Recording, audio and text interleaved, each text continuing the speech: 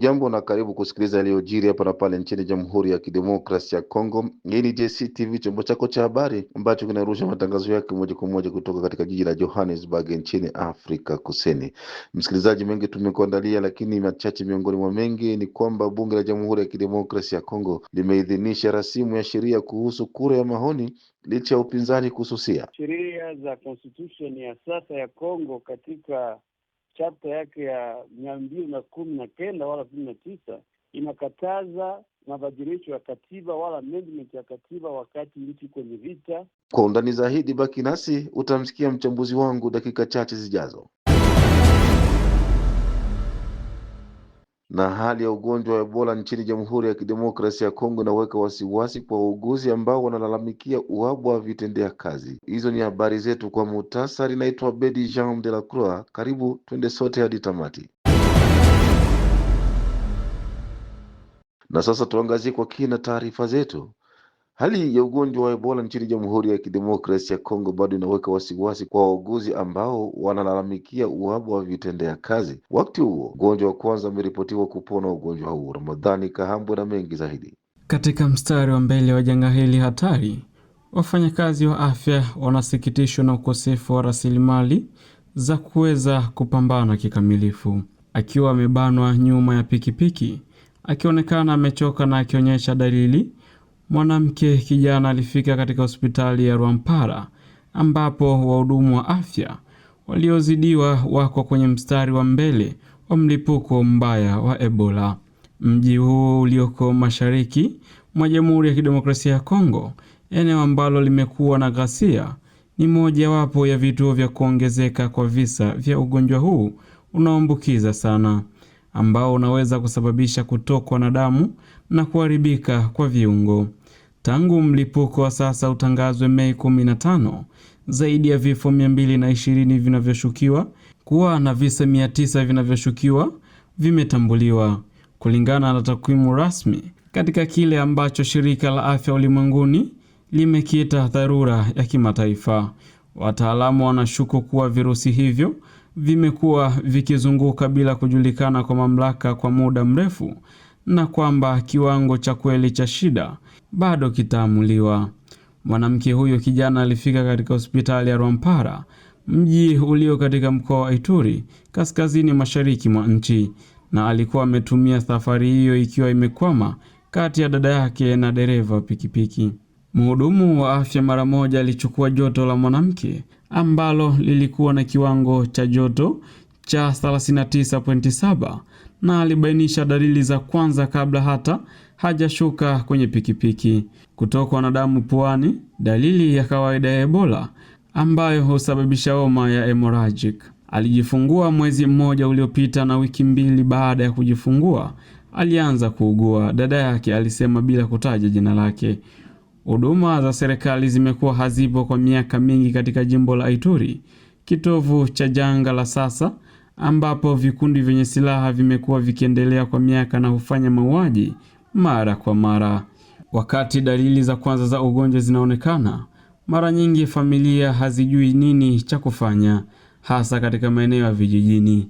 Tulizani ni malaria, kisha tukampa tembe na mimea ya dawa, lakini hali yake kubadilika, dada yake alisema. Dereva wa pikipiki aliwapeleka wanawake hao wawili hospitalini alikuwa amevalia barakoa kwa ajili ya upasuaji, lakini hakuwa na glavu wala mavazi ya kujikinga.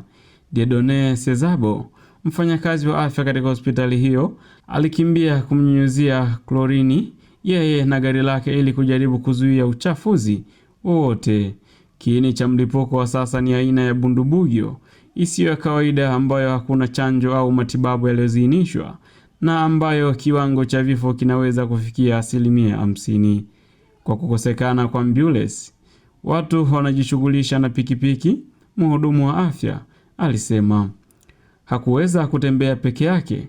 Mwanamke huyo mchanga alisaidiwa na dada yake ambaye alikuwa amevaa glavu lakini mikono mitupu hadi kwenye lango la hospitali, ambapo wafanyakazi wakiwa wamevalia suti kamili za kinga walimpeleka kwenye wodi ya kutengwa. Mwitikio wa afya ulichukua muda kuanzishwa huko Ituri, ambayo inategemea zaidi uwanja wa ndege wa kimataifa wa Bunia. mji mkuu wa kikanda ulioko takriban kilomita 12 kutoka Rwampara, kwa ajili ya utoaji wa msaada wa matibabu. Siku ya Jumamosi, serikali ya Kongo ilitangaza kupiga marufuku safari zote za ndege kwenda Bunia, isipokuwa zile zisizo na idhini maalumu. Wakati wakingojea vifaa vifike, wafanyakazi wa hospitali walazimika kuhamisha wagonjwa walio na magonjwa ya kawaida ili kufungua kituo cha kutengwa kwa muda. Mahema mawili ya kutenga yaliyowekwa na shirika lisilo la kiserikali katika siku za kwanza za uingiliaji kati yalichoma moto na umati wa watu wenye hasira ambao walidai mwili wa mmoja wa marafiki zao ambaye alikufa kwa Ebola. Wasiwasi wetu ni kwamba wagonjwa kadhaa ambao walikuwa wametengwa walirejea kwa jamii baada ya kituo cha kuwatenga watu kuteketezwa, alisema Dr. Isaac Mkengi, mkurugenzi wa matibabu katika hospitali ya Rwampara. Tunatuma timu mara kwa mara uwanjani kutafuta wagonjwa, kuwashawishi kurudi kwenye kituo cha matibabu ili waendelee kupata huduma na kuzuia kuenea kwa janga hili, aliongezea. Huu ni mlipuko wa 17 wa Ebola nchini DRC, na kwa kukosekana kwa chanjo, juhudi za kudhibiti kuenea zinategemea kufuatia hatua za kuzuia na kugundua kwa haraka kesi. Wakati huo huo, mgonjwa wa kwanza kupona ugonjwa wa Ebola aliondoka katika kituo cha tiba cha Rwampara kilicho nje kidogo ya mji wa Bunia, Ituri, Jumatano Mei 27. Katika video ambayo imesambaa kwenye mitandao ya kijamii, naibu mkuu wa taasisi hii ya umma alionyesha kuwa ahueni hii inawakilisha ishara ya kutia moyo katika vita dhidi ya ugonjwa huu nchini DRC. Ni ripoti yake Ramadhani Kahambwe kutoka Kalemi. Kwingineko ni kwamba bunge la Jamhuri ya Kidemokrasia ya Kongo limeidhinisha rasimu ya sheria kuhusu kura ya maoni licha ya upinzani kususia. Muda mchache uliopita nilifanya mahojiano na Eute, yeye ni mchambuzi wa masuala ya kisiasa. Nilizungumza naye moja kwa moja kutoka Canada. Nilimuuliza yeye kama mchambuzi wa masuala ya kisiasa amepokeaje hatua hiyo ambayo ilichukuliwa na bunge la DRC la kuidhinisha rasimu ya sheria kuhusu kura ya maoni licha ya upinzani kususia, rasimu ambayo inaweza kupelekea kuwepo na marekebisho au mageuzi ya katiba. Eute alianza kwa kutoa mtazamo wake. Cha kwanza nasema ni aibu kwa Wakongomani, na ni aibu kwa Wakongomani ulimwenguni mzima. Ni aibu pia demokrasi, kwa sababu sheria za constitution ya sasa ya Kongo katika chapter yake ya 219 wala 19 inakataza mabadilisho ya katiba wala amendment ya katiba wakati nchi kwenye vita, kwenye instability. Sasa wakati parliament inachukua hatua kama hiyo, ile Wafaransa wanasema ni coup d'etat constitutionnel. Yaani hapo maoni ya watu, demokrasi haina kazi. Serikali inaonesha kweli haijali maisha ya watu, haijali demokrasi, na hakuna kingine kenye watu wanaweza zaidi kusubiria kutoka kwa hii serikali. Wewe una wasiwasi gani kuhusu hatua hiyo ambayo imechukuliwa na bunge la Jamhuri ya Kidemokrasia ya Kongo? Wasiwasi ni kubwa, kwa sababu hatua hiyo inaonesha wana mpango wa kubadilisha katiba, na ukibadilisha katiba wakati nchi iko kwenye vita, east ya Kongo iko dominated, occupied na M23, maana yake itaaccelerate wala itaendelesha zaidi ugawanyiko wa nchi ya Kongo kuliko kuleta Kongo pamoja na kufanya kazi ya kumaliza vita ya wadui. Mambo hiyo itaendelesha vifo, italeta tena magumu mingi kwa raia wa Kongo, na Kongo iko kwenye hatari ya kugawanika. Na endapo kura ya maoni itafanyika bila Kivu Kaskazini na Kivu Kusini kushiriki katika kura hiyo ya maoni, je, huu ndo mwanzo wa kile ambacho watu wengi wanazungumza kuhusu nchi ya Kongo kuweza kugawanyika? Hiyo sio siri, hiyo ni ukweli, kwa sababu serikali ya Kinshasa haina mamlaka Kivu Kaskazini na tuseme Goma, na ile iko governed na waasi wa M23. Kwa hiyo watafanya referendum bila Goma, bila Kivu, na hiyo ni kweli. Ni ile Wakongomani wanasema katika lugha ya Kifaransa, balkanization ya Kongo iko njiani.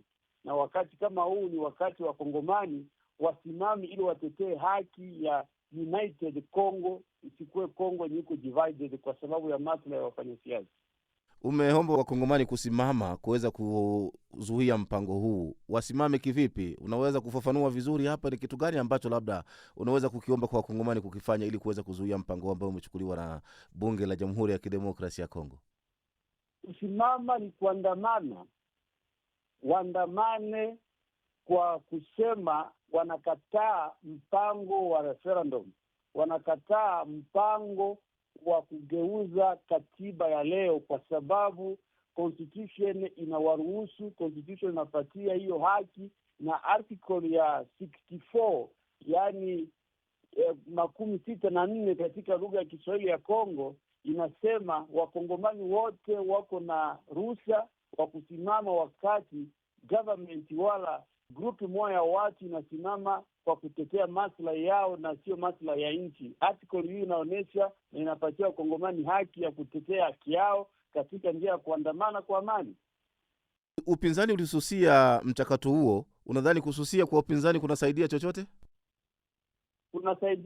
Kunasaidia na inaomba waraia sasa wawape nguvu ili ile mpango wa kuchange constitution wala kubadilisha katiba isiyo na nafasi. Lakini raia wakikaa chini, itapatia serikali yenyewe wa kusema wakongomani wanatunga mkono na labda sio hivyo, wakongomani hawaungi mkono ya mabadilisho ya constitution. Kwa hiyo ningesema kwa wakongomani wasimame na opposition leaders ili watetee haki ya kidemokrasi.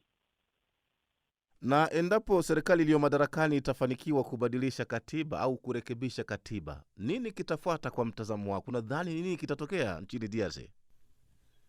Cha kwanza, na nina uaminifu kwa haki ya wakongomani kutetea haki yao.